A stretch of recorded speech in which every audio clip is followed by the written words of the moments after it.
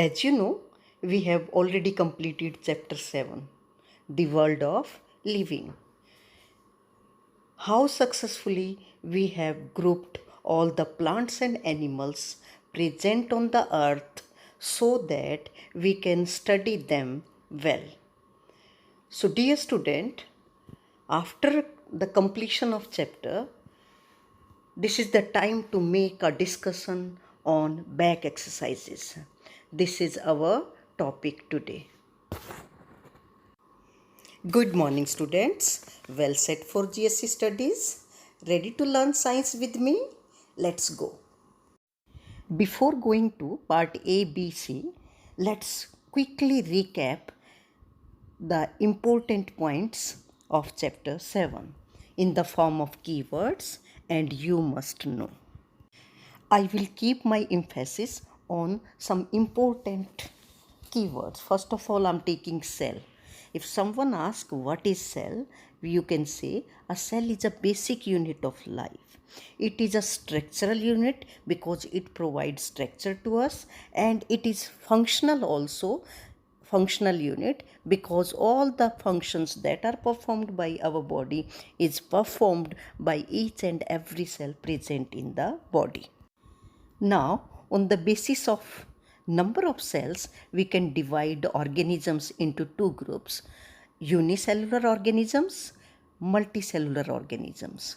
Unicellular are those which contain only single cell, and multicellular organisms are those which contain many cells.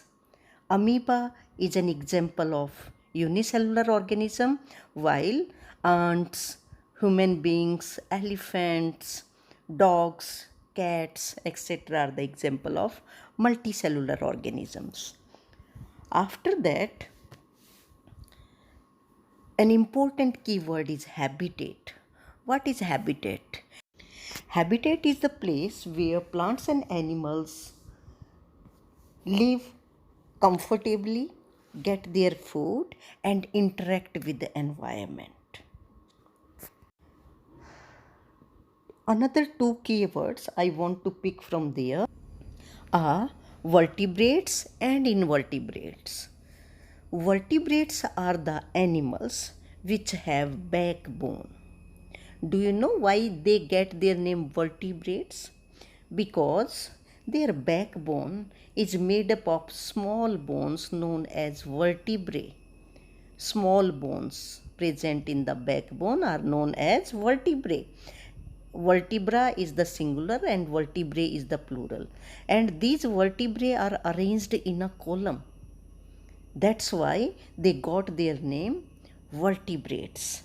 So, the animals which are having their backbone, they are vertebrates, and those which are not having, they are invertebrates. Human beings, cats, bats, rats, snake, etc. are the example of vertebrates, while earthworm, leeches, snail, etc. are the example of invertebrates. Now, I'm leaving some of the keywords left behind for you. Don't forget to learn keywords from each and every chapter. After the keywords, a very good briefing of chapter 7 is given in the form of you must know. Environment consists of living and non-living things. All living things are made up of cells. A cell is what? A basic structural and functional unit of life. Then grouping of plants and animals. First of all, plants. Plants are classified into herbs, shrubs and trees on the basis of height, size and shape. Annual, biennial and perennial on the basis of their lifespan. Flowering and non-flowering on the basis of bearing flowers or not bearing flowers. Mesophytes, xerophytes and hydrophytes on the basis of habitat, and autotrophs and heterotrophs on the basis of mode of nutrition. Likewise, animals differ in their structure and mode of living, and there were four bases we study there to categorize the all animals present on the earth. we have discussed a lot about. Now come to the part A, fill in the blanks. First one is plants, animals, and human beings are collectively known as what? Can you tell me? They are collectively known as living things. Now come to the second one. Amoeba is a dash organism. Answer is unicellular because it is made up of only single cell.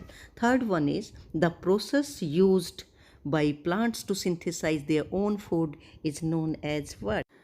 Photosynthesis. Fourth one, all living organisms respond to various kinds of what? Stimuli. Stimuli is a plural word. Its singular is stimulus. What is stimulus? Anything which causes a living thing to react or respond. Now the fifth one, dash are very small plants. And answer is herbs are very small plants. Now come to the B part, true, false. Amoeba is a plant. Is it correct? Amoeba is an animal, dear student, not a plant. Even we can say amoeba is first of the type of animal that existed on the earth. Next one, living organisms exhibit many variations due to their habitats and habits. And this is very true. Now come to the next one. Many non-living things can be moduled into different forms or shapes. This is also true because we can mold the non-living thing into different shapes. All living things die. Do you agree? Yes. After a definite lifespan, all living things die there. So statement is true. Next one, lotus is an example of hydrophyte. Yes, because it lives in water. So statement is true there. And the last one is invertebrates do not possess a backbone.